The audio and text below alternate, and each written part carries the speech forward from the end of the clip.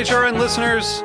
As we celebrate our 15th year, we are deepening our commitment to giving voice to the next generation of food systems storytellers, and we need your help.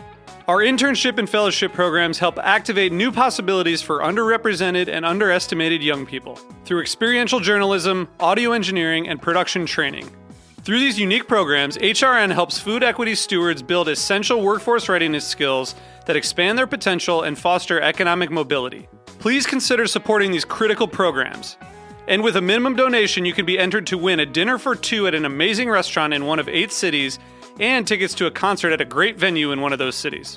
We have incredible partners across the country who have donated, as they also share our passion for helping to educate the next generation of food systems storytellers. Check out heritageradionetwork.org/15 to donate and enter to win today. That's heritageradionetwork.org/15 to donate and enter to win today. And make sure you donate before March 31st. Thank you. This episode is brought to you by you. Go to heritageradionetwork.org/donate to become a member today.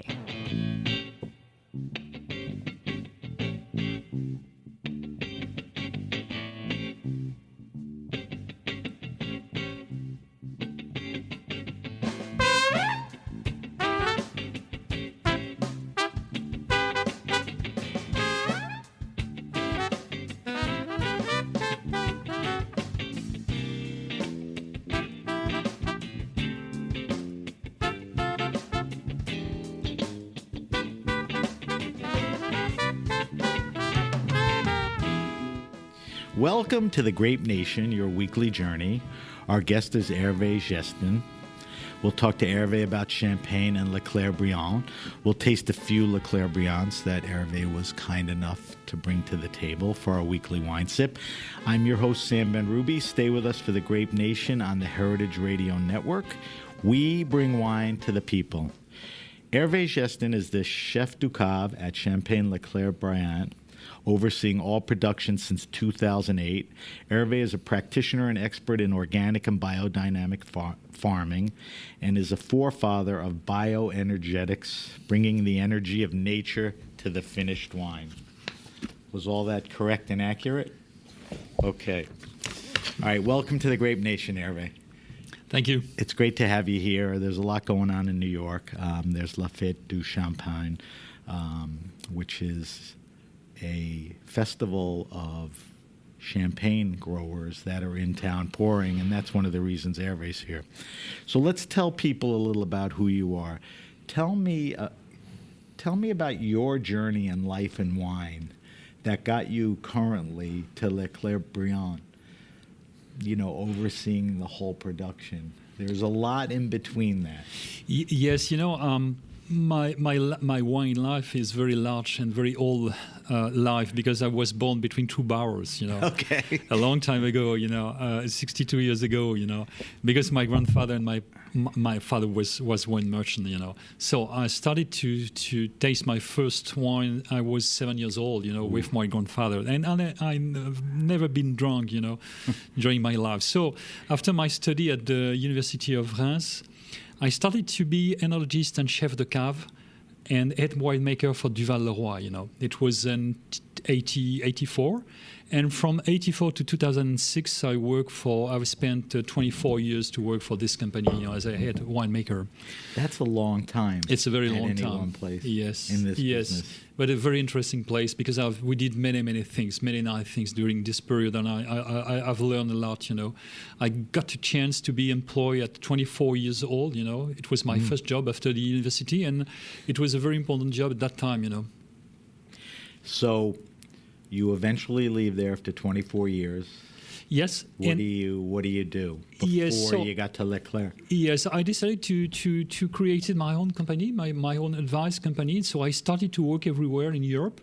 I started to work in Russia, in Italy, in Spain, in England, and of course I advised at that time a lot of growers, in Champagne. And we had the opportunity to, I also was working for Leclerc Briant, for the former president, and unfortunately he passed away. He was very young. He was 60 years old, And his four daughters decided to try to continue the activity, but in France you have to pay huge taxes, so they were unable to finance the taxes, So they decided to sell, and we were lucky enough to be able to buy the company.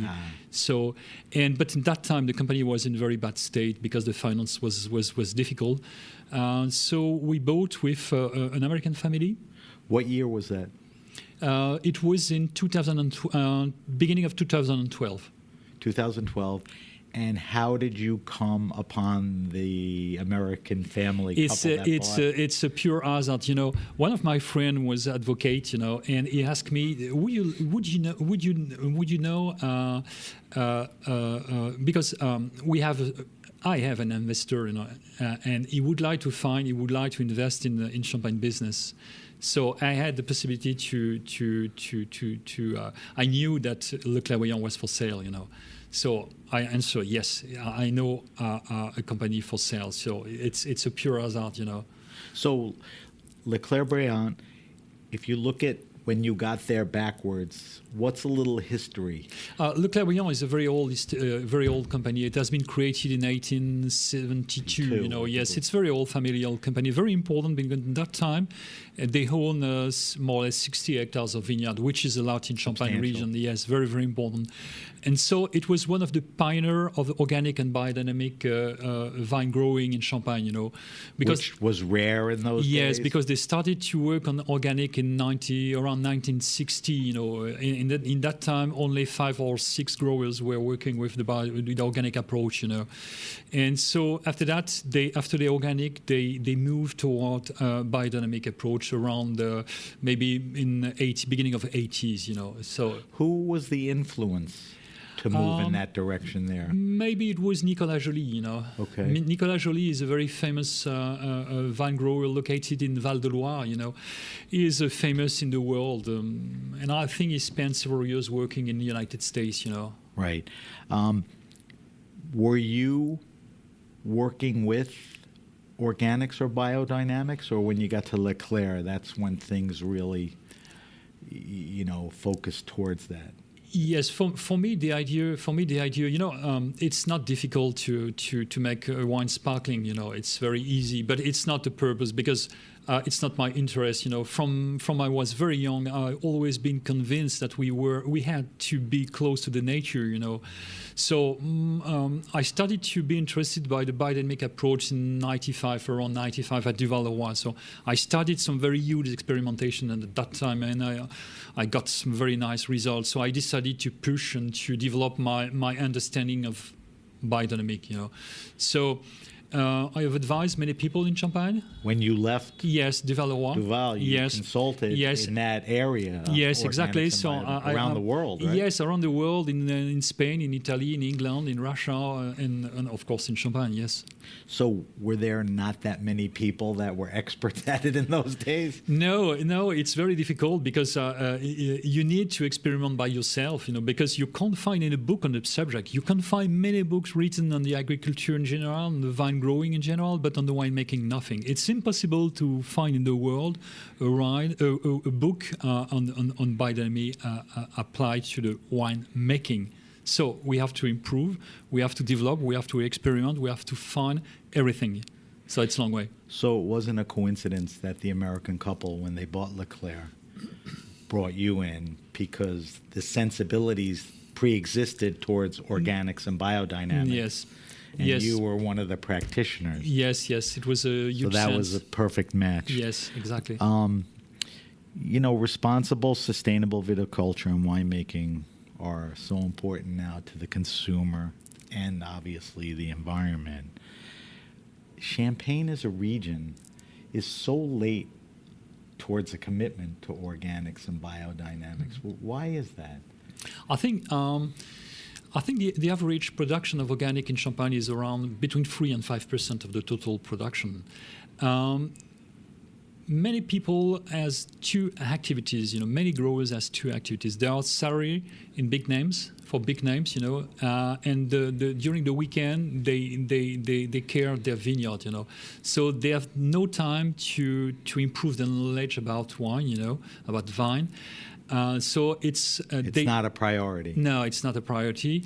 And the second point is the average size of the vineyard is very small.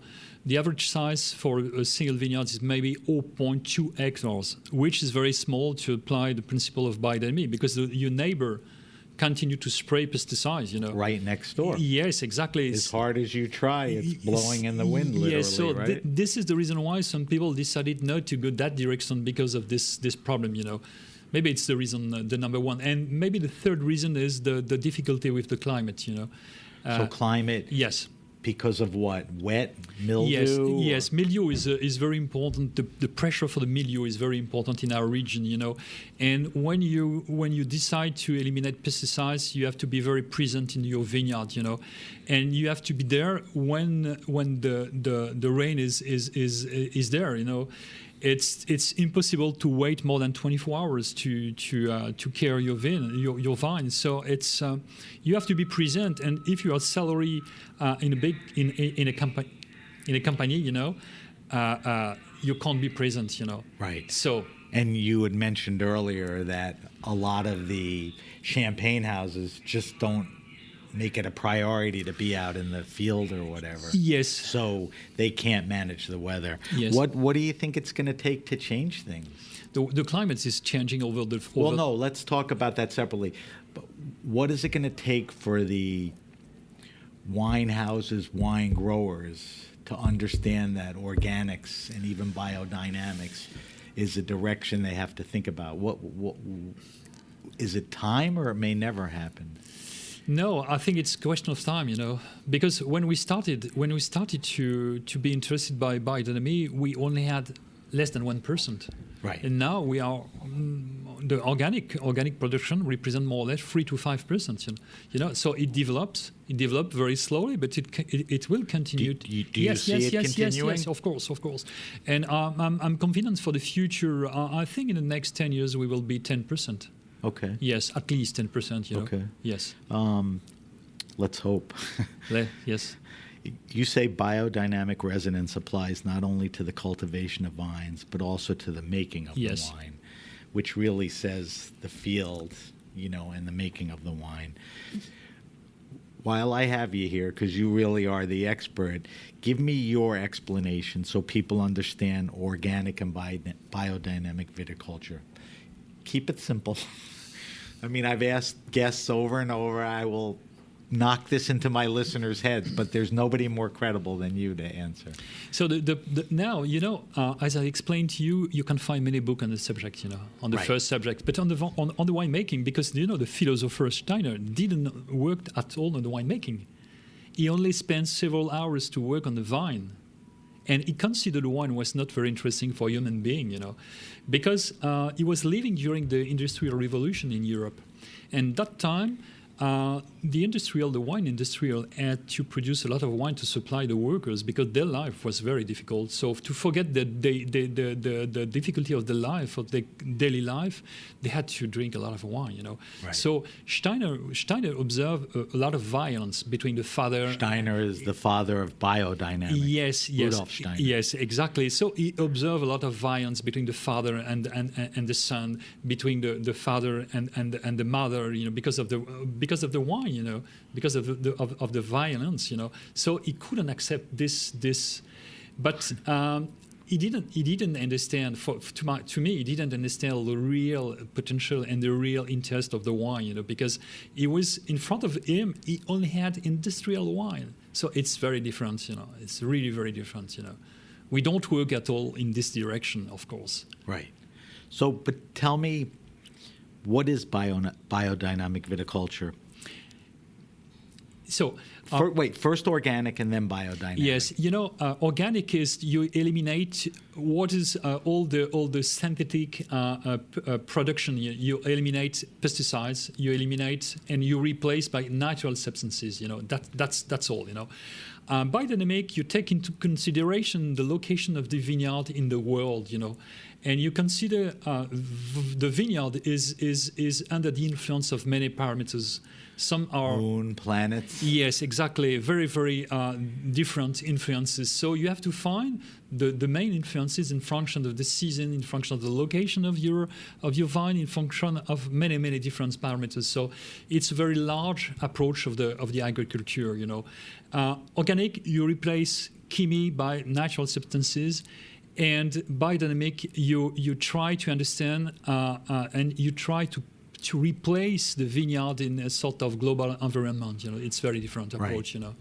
Is maintaining a biodynamic vineyard, is it difficult? I know it's a commitment, but No. is it a hard thing to do, or once you make the commitment, it's No, it's of course you have to spend time to care your vineyard, because it's you have to be present. You have to be present. But when you start, the 2-3 first years are very difficult, because you have to change your mind. Right. You have to change The your transition. Yes, exactly. So it's not at all the same approach, the same philosophy. So you have to change anything. But after 2-3 years, it's okay, because you start to understand what the nature is. You start to understand that the vegetable is not only a dead vegetable, it's a sort of living system. And you have to take into consideration that the human being is also, of course, a living system. And the idea is to put into resonance the human being with the vineyard and with the universe. It's the main, it's the key point. That's the answer I was looking for. Now, you said this twice, and I want to get into it a little. So the practice of organics and biodynamics in the vineyard is one thing. How does that carry over into the cellar? Because you could really be an organic or biodynamic grower, and you could screw it up in the cellar. So to continue with the commitment, what are the practices in the cellar? In the cellar, it's the practice are you have to experiment, because as I told you, you can't find anything in the book. So I will tell you an example, a very very interesting example. Last year during summertime, you observe everywhere in the world the proximity of the planet Mars. The planet Mars at the end of August was close to our planet. That's 57 million kilometers instead of 2,000 to 4,000 million kilometers. And It's like half. yes. And so the yeast, the activity of the yeast during the first fermentation is controlled by the activity of the moon and by the activity of the sun. But the bacteriums are controlled by the activity of Mars, of the planet Mars. So it means that during this last summertime, the bacterium receive a growth signal very early in the season. In general, this signal arrived at the beginning of spring, And so we observe very, very, very, very difficult phenomena, because the bacterium started to work in the same time than the yeast, on residual sugar. So a lot of people all around the world has lost a part of their production because of the increase of acetic acid. Now, the cycles of the sun and the moon are predictable. Did you know that Mars was going to be at its closest point last season? Yes, of course. But still, yes, to manage it in the yes, cellar. the previous time it was in 2003. In 2003, Mars was at 55 million kilometers. And so we had to solve the problem. One thing is to know the origin of the problem. One thing is to solve the problem. So I received many calls during the last fermentation in 2018. Herve, do you understand what happened? Because our fermentation are all wrong. The acetic acid increases. So what could we do? So the idea was very simple. It was just enough to bring to the juice some piece of chalk coming from our region, because chalk is also in connection with the moon, So if you balance, if you increase the influence of the juice by the moon, it's okay. You solve the problem. So just by the addition yes, of chalk? just by some small quantity of chalk, that's enough. A tiny quantity, Yes, it sounds that's like. enough. What is important, it's not the quantity, it's the information transmitted by chalk, It's amazing. What is bioenergetics? In my research, I see everywhere you are the forefather of bioenergetics. What is it, and how do we apply it to wine? How do you apply it to wine? What I consider now, everything is when you apply the biodynamic approach, you consider everything is a sort of living system.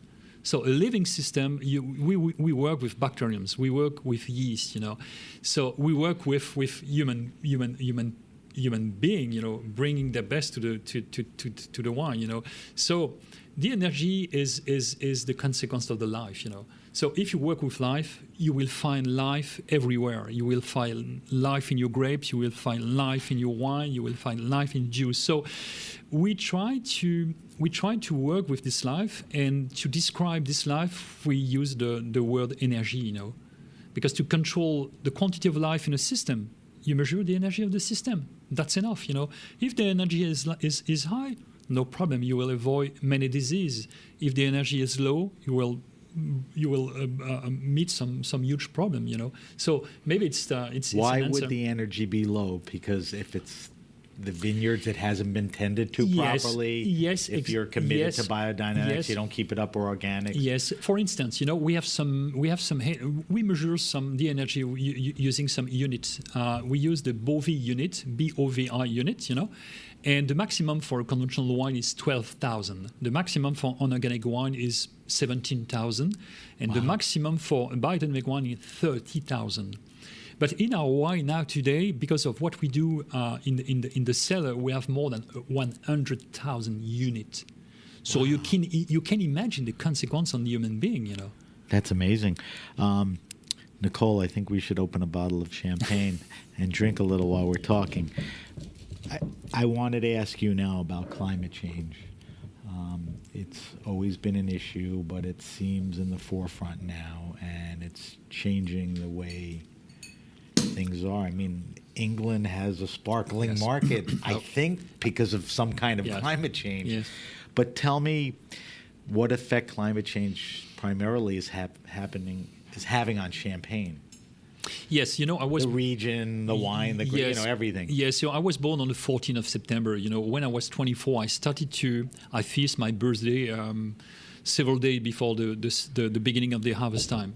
When at the middle of my professional life, I feast my birthday in the middle of harvest time, and now I feast my birthday before after. There's a great way to measure it, right? Yes. So we have saved or lost, I don't know what we have to say, 5 weeks in more than 35 years, Wow. It's enormous. You can't imagine how enormous it is, So the consequences are we have a highest level of alcohol, highest of sugar.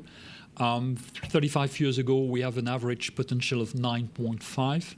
And today we have an average potential of 11. So we have saved 1.5 in terms of alcohol potential. It means 25 grams of sugar more in the juice in comparison of what we had 25, 30 years ago. So we have a disease pressure much higher. So how do you manage that? It's very difficult. We use some plants. We use some prophylaxis. We take care of the leaves. We make aeration of the grapes. We use essential oil. We use plants. So we use different substances, natural substances, to cure the problem.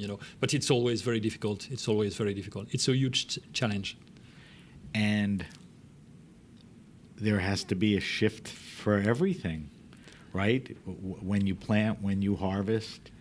It's difficult because we have to adapt to a new situation. We have to adapt to a new situation, and sometimes it's very difficult to appreciate the consequences. You take some decision, but without any experience of the new situation. And but in the same time, it permits probably to produce different wine, Right. Yes. So it's not for the moment. It's not a huge problem, except the pressure of the different fungus, But it's not a real problem for the moment because we are able to manage. So you talked about during the course of your adult life and working, Yes. A 5-year period. Was that gradual, or did it get worse, let's say, in the last 5-10 years? No, I think it's gradual. It is we gradual. have got some problem. We have got some huge problem in 2003. And I think the changing arrived in 1990. All right, we popped open a bottle of wine. Let's talk about it for a second. What are we drinking? So now we open a bottle of vintage 13. 13 was a very nice vintage in Champagne, a sort of old style vintage. with a late harvest. We started to harvest on the 24th, 25th of September, which is now a bit late, in comparison of what we did this year. This year we started the end of August, So it's more traditional years. 13 is more traditional years, with a nice balance between the sugar and the acidity, a good presence of fruit and a very smooth, very silky texture. So it's very pleasant, And in that case, we have a majority of Pinot Noir in this wine. So what is the blend? The blend is 70% Pinot Noir, 50% Chardonnay, and 50% Meunier. And we didn't add anything. We didn't add any sugar. So it's a No dosage. No dosage. Because we make a long aging on the lees, Right. We let 10 months the wine aging on the lees. So it has a natural silky texture, So we don't have to add sugar. Would you say your champagnes, your wines, are gastronomic champagnes? I mean, are these good? We have plenty of different cuvées, We produce now more or less the 14 different cuvées. Well, we'll talk about that in a Yes, second. so it means that we have. You have a choice Exactly. to match and Yes, pair. yes. I want to get specific in a few Yes. minutes, in really a minute or two. But the last thing I wanted to ask you before we talk specifically about Leclerc, I think we talked about most of them, but what changes have you seen in Champagne, in your tenure, the whole totality, the last 5 years, the last 10 years? I mean, are there things that come to mind?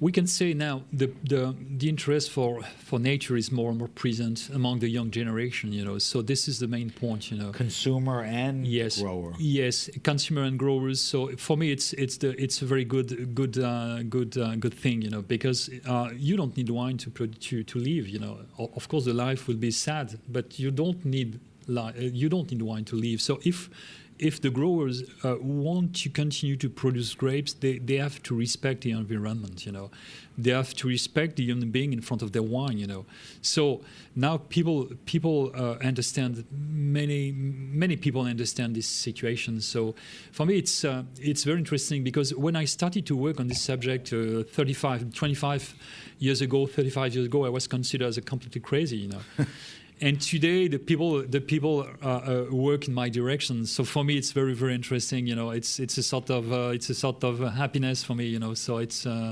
most of the time the crazy guys turn out to be right, right? We're going to take a quick break. When we come back, I want to talk to you about Leclerc Briant and all the different ranges of champagnes, and we'll get into that specifically and how some of them are made. We're talking to Herve Jestin from Champagne Leclerc Briant, and we'll be right back. You're listening to The Grape Nation.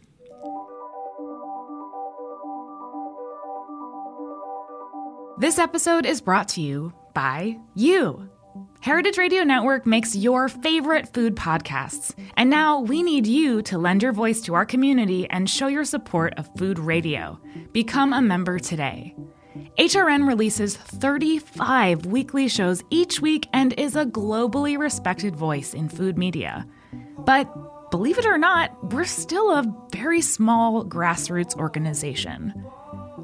HRN is powered by a small but mighty staff of 4 people, and HRN's incredible hosts who volunteer their time to bring you the best food podcasts out there. Our hosts are experts in their field, whether it's food writing, mixology, culinary history, craft beer, LGBTQ issues, and so much more. And they're committed to making sure that the stories that matter to you keep coming each week. We believe that a thoughtful, committed group can change the world. So join us. Add your voice and support HRN by making a donation of any amount. Go to heritageradionetwork.org/donate. We're back. We're back with my guest, Herve Jestin from Leclerc Briant. Herve, I want to talk to you about the Champagne House now. You make, I think you said 14 cuvées, including some interesting projects, which we'll save towards the end to talk about. But let's talk about the different champagnes. I guess the first lead question would be, is there a flagship champagne? Is there one that you make more bottles than the other? I know some are more limited. Walk me through. I know you have 3 different ranges. You have a classic range, you have a single vineyard, yes, exactly, which is something not everyone was doing, and specialty wines. Yes, so exactly. Let's talk about them. Yes, you know that Leclerc Briant was very famous for the single vineyard. They were the first in Champagne region to create some single vineyard and to produce single vineyards coming from very nice plot, located in general along the Marne River Valley. So explain what a single vineyard champagne is. So a single vineyard champagne is the fruit of a very small plot of vineyard. We don't make any assemblage. Champagne region is considered as the leader in the world for the assemblage. In general, when you drink champagne, it's a blend. It's a blend of many different origin of grapes. Maybe you can find 100 different components in an assemblage. So it's a long way. It's the DNA of Champagne region. Right. But with the global, you create a house style that way, a consistency. Yes, exactly. So it's the reason why you have to be very careful when you prepare your bread. But in the same time, with the global warming now more and more, we are able to work in our region as they work in Burgundy, So that in Burgundy, they produce a single vineyard with a very, very small plot of vineyard. So because of the climate, is very, very interesting for them. It's the same more or less now in Champagne region.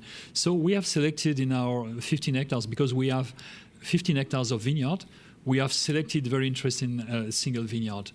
And we try to make a first years of experimentation.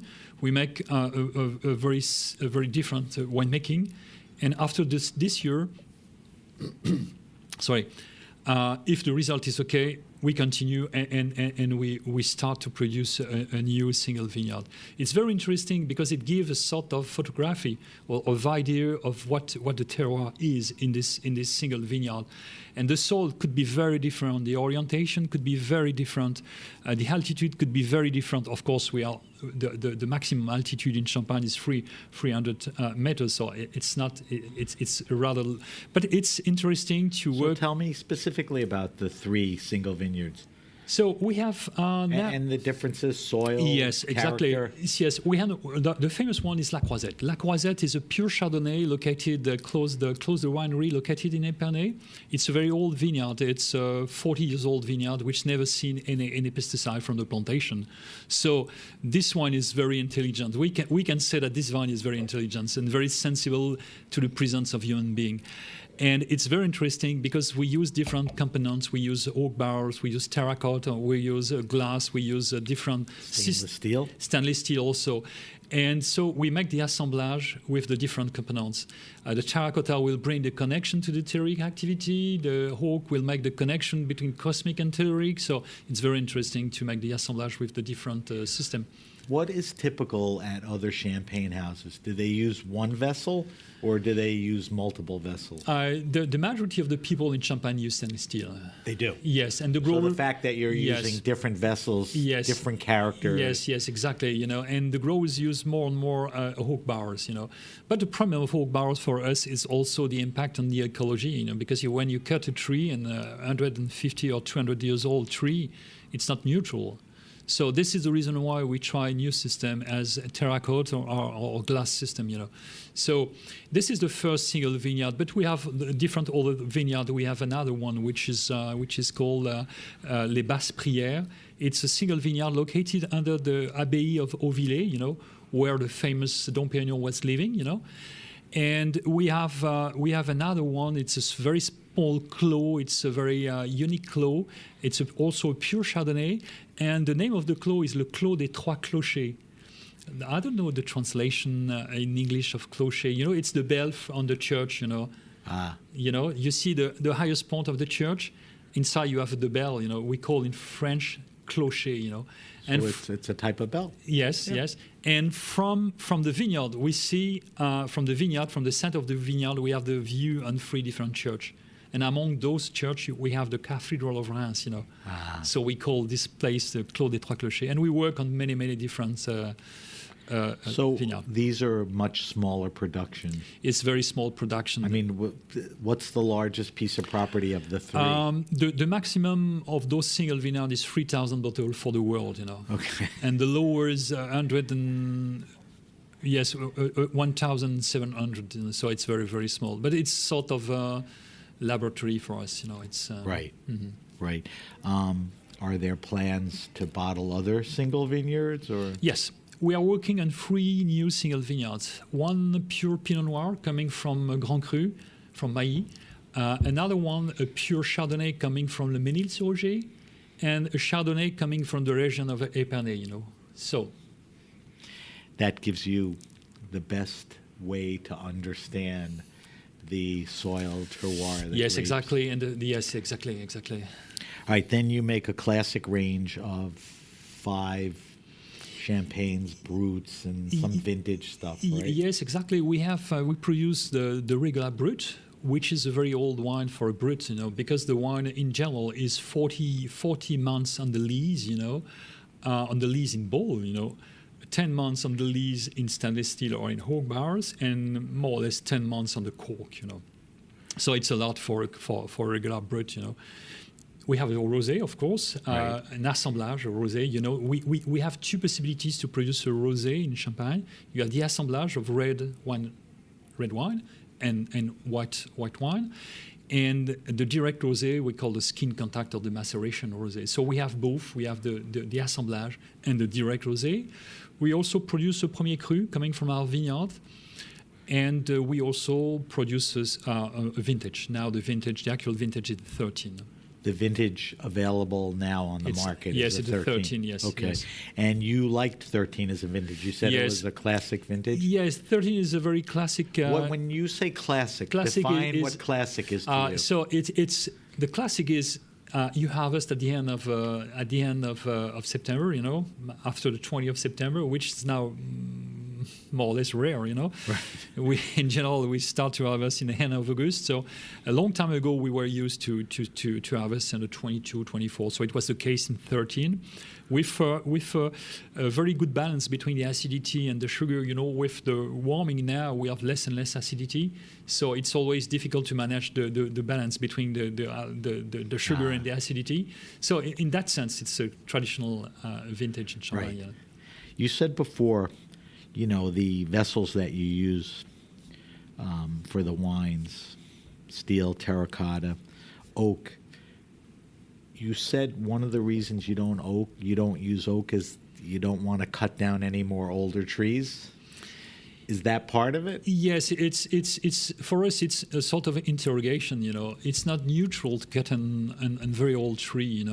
Even if you replace, because it will take more than 100. When you say neutral, you mean like carbon neutral, or yes, and carbon neutral. But what you're taking, you're not giving back. Yes, not only the principle of the carbon neutral, but the fact you cut a sort of living system. The whole environment yes, and yes, everything. Yes. And then you make some specialty wines.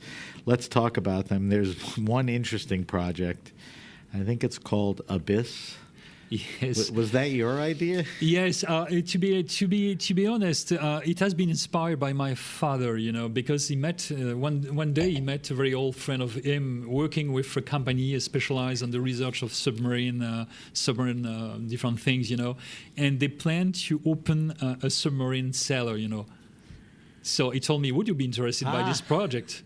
And I just said, give me 1 hour, to think about. And after 10 minutes, I call him back. Yes, I'm interested, because it's so nice project. This project is one of. So explain what it is. Yes, the idea is to let the wine aging under the sea at 60 meters deep in a very dangerous place. We let the bottle aging on the west coast of France. Just on near the last land before United States, because United States is located at 6,000 kilometers from the small island, Right. And in this place, the Atlantic Ocean meets Channel Sea, So we have a very, very violent current, And so it means that you observe some vortex, some very huge vortex. So it means that you have plenty of life in this region, And the wine, which is a biodynamic wine made with the respect of life, age in the heart of the nature, And this point is incredible because we don't let our wine aging in a building built by human being, but we let the wine aging in the heart of the nature, in the sea. And So is the barrel, the vessel? No. In the bottle. We let the bottle are already fermented. In the bottle? Yes. So it's bottled? Yes. And then it's crated or whatever, and it's dropped or it's... Yes, exactly. Yes. So all the vibration and current and energy. Yes, exactly.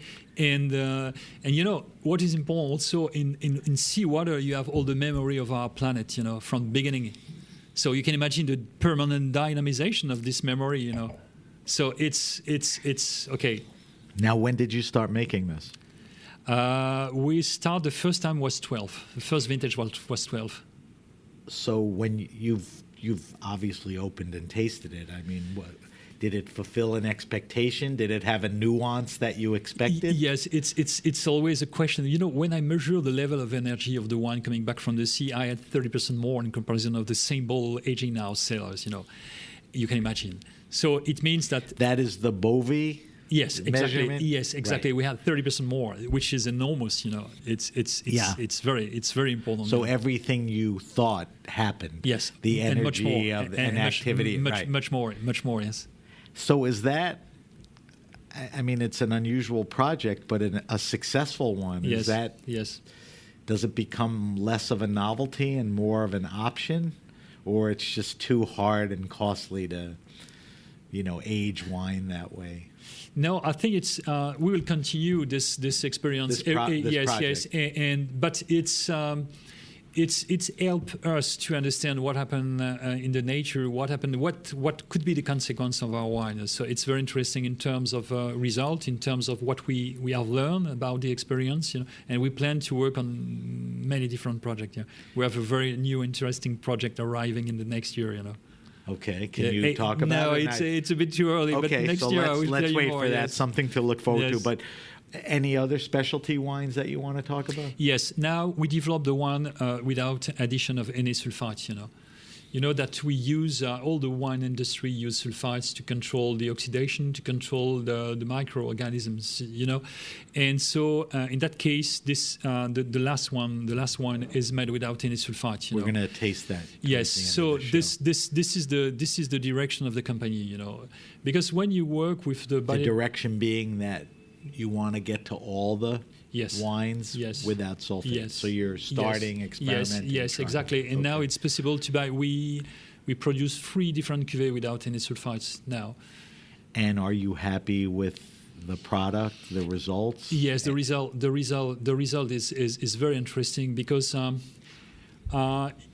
when you taste a good wine or an excellent wine, it's sometimes it's a very beautiful picture, And when you taste a good wine made without any sulfites, it's not a picture; it's a video, It's very, very different. Right.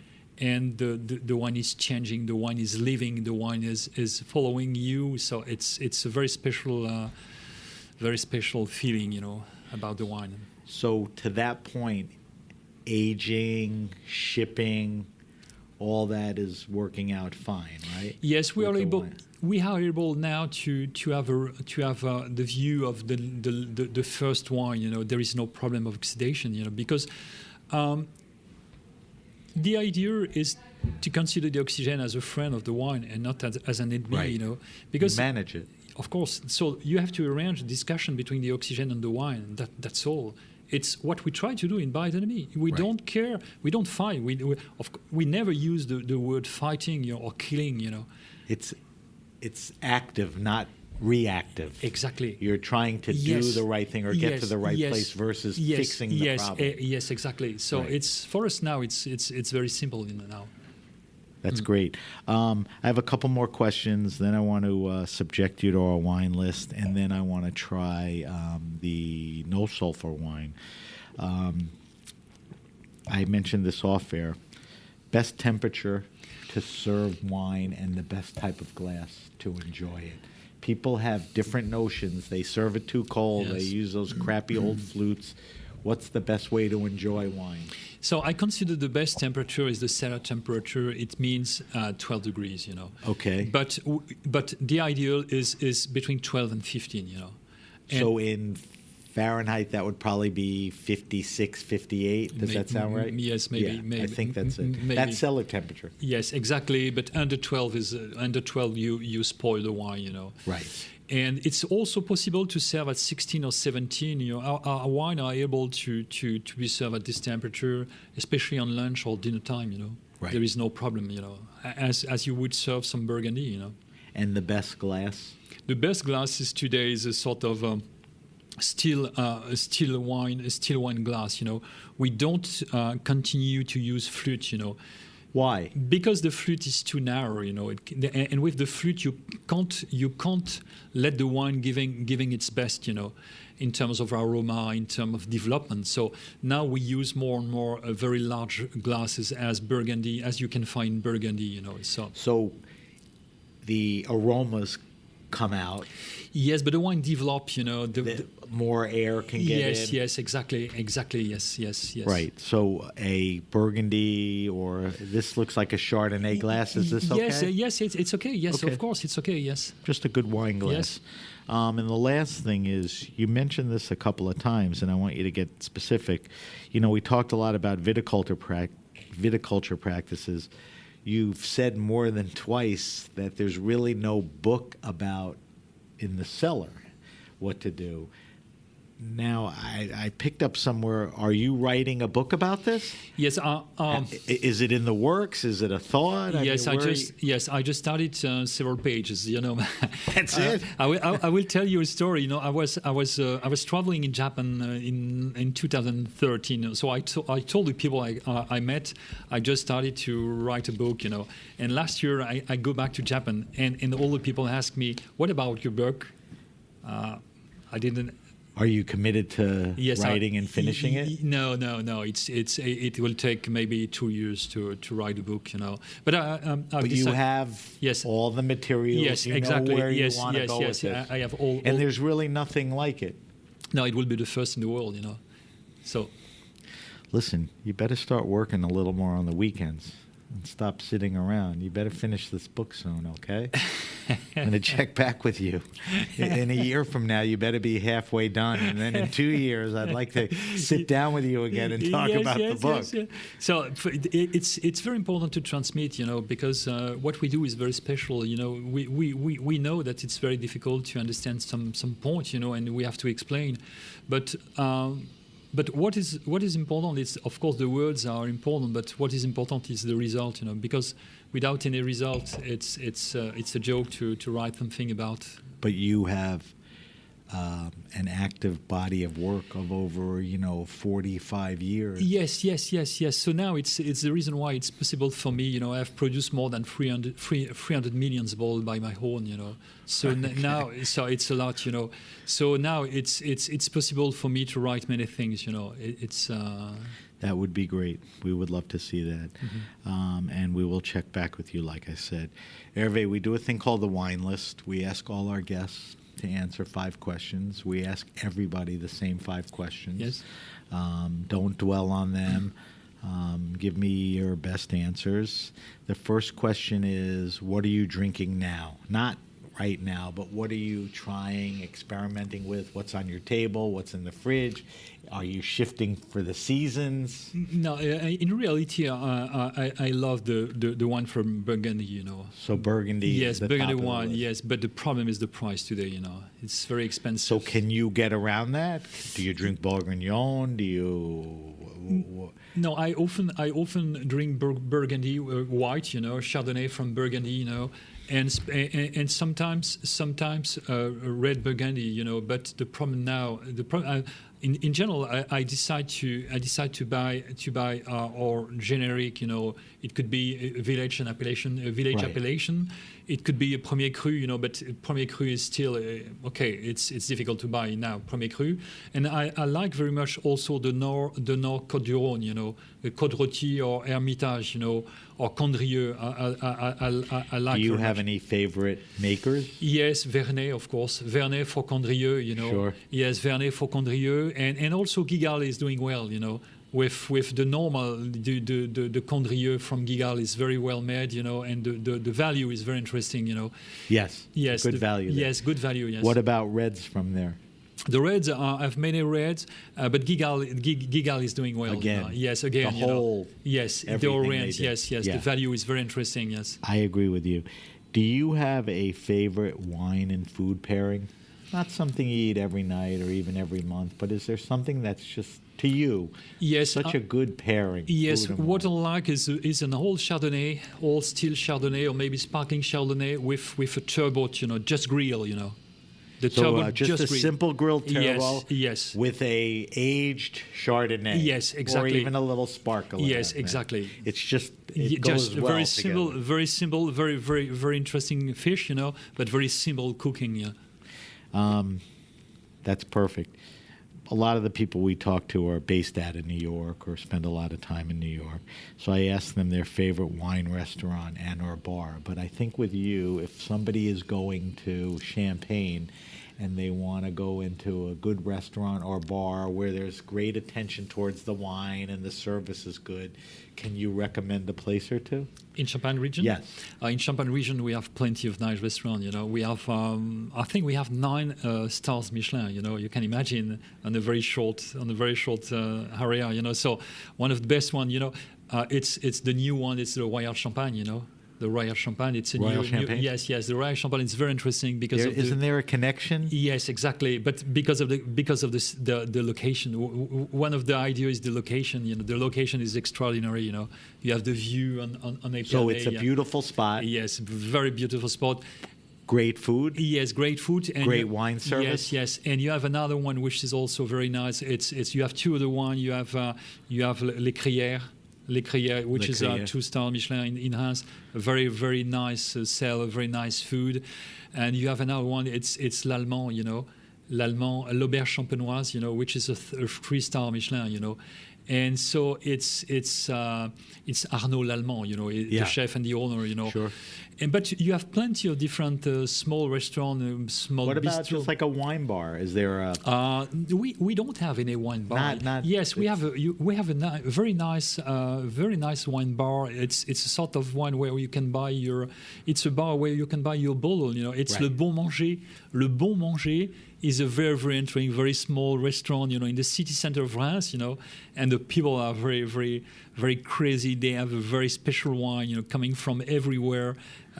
Some natural wine, some very interesting wine. So it's a very lovely place. Those are all good choices.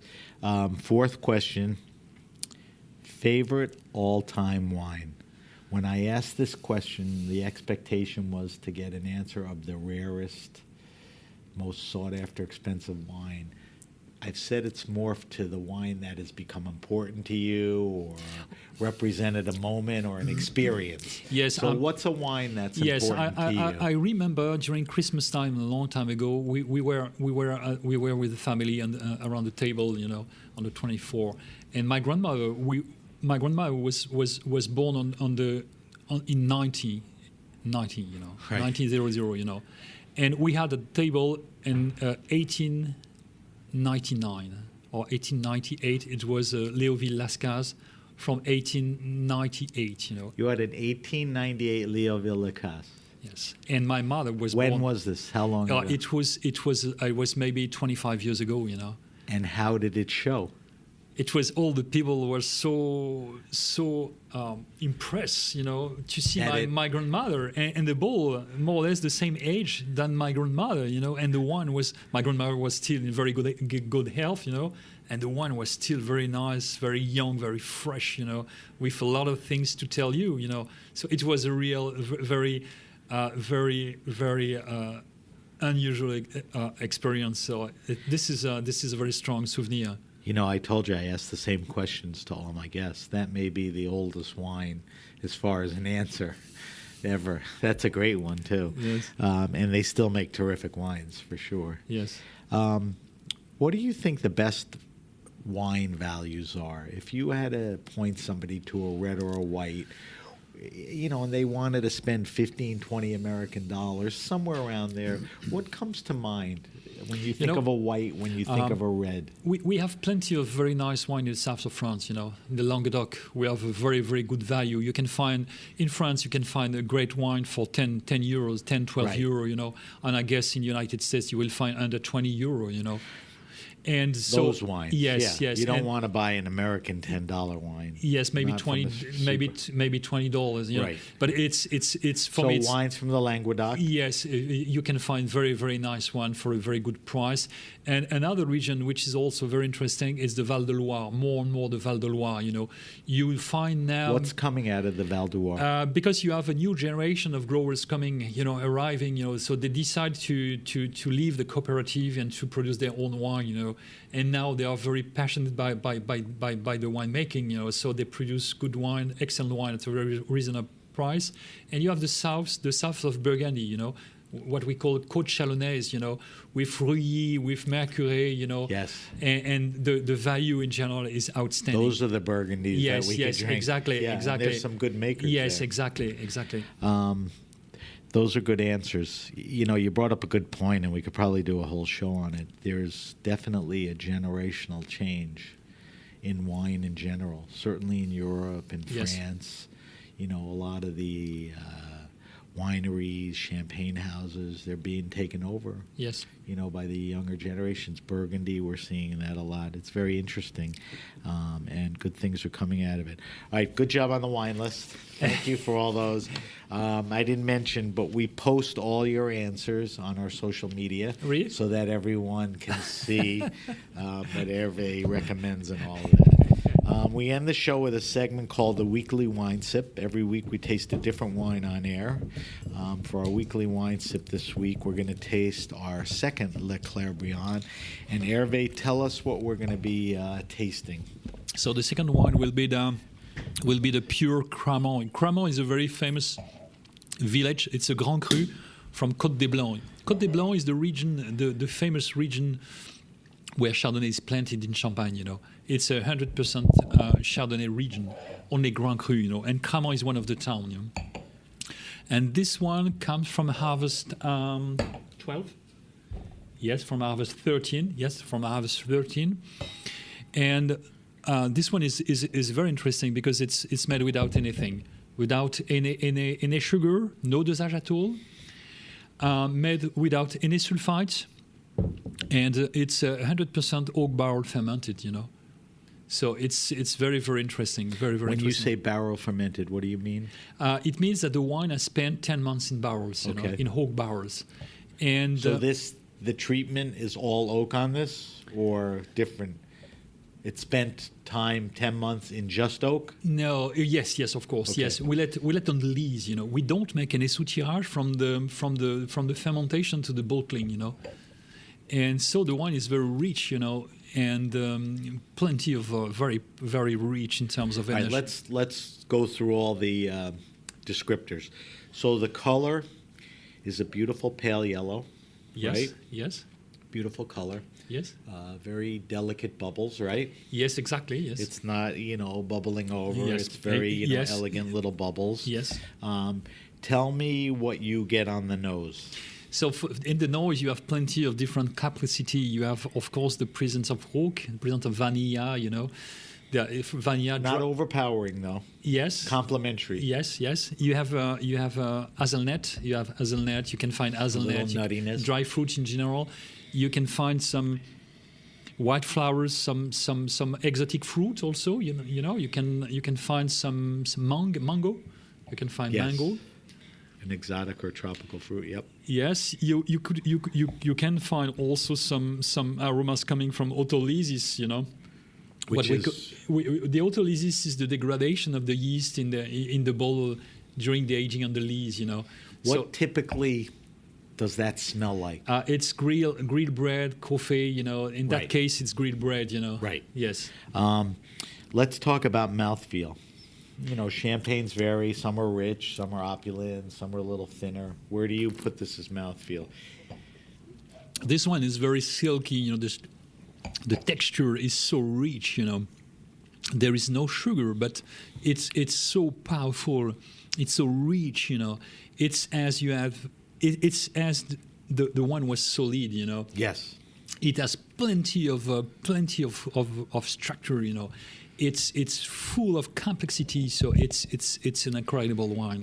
So you said there's no sugar. Does adding sugar do anything to the mouthfeel? Does it make it richer or fuller? Yes, exactly. So it's a good thing to have a rich wine without sugar, and yes, everything yes, else is working yes. well then. And it's the difficulty. The difficulty is this Right. one. Yeah. Now let's talk about the palate. The descriptors you gave me on the nose, do any of them translate to the palate? Yes, in the palate, it's much more powerful. It gives a sort of a very deep structure, very deep connection to the soil. There is a sort of fire. There are plenty of different aromas. There are plenty of different sensation on the palate. The silk. The present of the freshness, it's plenty of different interesting quality. But in general, when I describe the wine, I avoid to cut the wine in different parts. Yeah. And more, I just let the people trying to understand what is their feeling when they taste the wine. So. I advise them to taste the wine with their emotion, Right. And so that's the way to do it. Yes. Champagne pretty much pairs well with a lot of foods. More and more. From popcorn to pizza to fried chicken to the obvious things, oysters. What's a good pairing for this particular, the Blanc de Blanc, Grand Blanc, the Melez? Maybe it could be sushi, Sushi? Sushi, yes. So this is a great bottle for sushi. Yes. All right. Anything else? Sushi or many different things. Of course, on Asiatic food, it could be very interesting on Asiatic food. Yes. Of course, it could hold up to the spice and all the different flavors and everything. Exactly. Yes. So this is the Leclerc Briant Blanc de Blanc Grand Blanc Millésime. How do you pronounce that? Grand Blanc millésime. 2013 Brut Zero. No sugar added. No sulfites. Yeah. All right, Herve, I told you that an hour would go by quickly. We have to wrap the show up. Let me do a quick wrap up. If you have a question, suggestion, wine happening, or event, hit me up at sam@thegrapenation.com. That's sam@thegrapenation.com. Subscribe to the Grape Nation podcast on iTunes, Stitcher, Spotify, or wherever you get your pods. Follow us on Facebook at The Grape Nation, on Instagram at SBenRuby, on Twitter at BenRuby. I know that's confusing, but you can always use the hashtag The Grape Nation. As I mentioned before, we'll post Herve's wine list. We'll give you some great answers that he gave you. And I will list our weekly wine sip and the other wine that we tasted on our social media sites. Herve, where can we find Champagne Leclerc Briant? Social media, website? Yes, and in very, very nice store. You can find the address at Winebow, Okay. Winebow is the distributor in the United States. So if you go to Winebow, there's a section which I've been to on Leclerc Briant. Do you have social media sites for the Yes, champagne? we have a website, Champagne Leclerc Briant. Yes. Okay, so it's Champagne Leclerc Briant. Yes. Okay. LERC, Leclerc Briant, BRIANT. So if you go, make sure that you have the proper spelling. And are you on Instagram or? Yes, we also have Instagram. Yes. Okay. Yes. I will post where that is.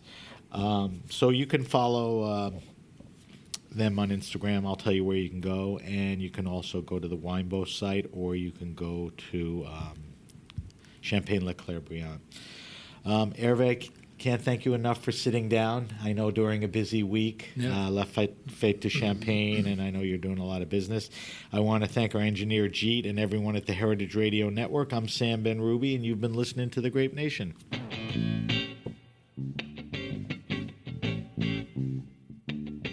The Grape Nation is powered by Simplecast. Thanks for listening to Heritage Radio Network, food radio supported by you. For our freshest content, subscribe to our newsletter. Enter your email at the bottom of our website, heritageradionetwork.org. Connect with us on Instagram and Twitter at heritage_radio. You can also find us at facebook.com/Heritage Radio Network. Heritage Radio Network is a nonprofit organization driving conversations to make the world a better, fairer, more delicious place. And we couldn't do it without support from listeners like you. Want to be part of the food world's most innovative community? Subscribe to the shows you like, tell your friends, and please join the HRN family by becoming a member. Just click on the beating heart at the top right of our homepage. And thanks for listening.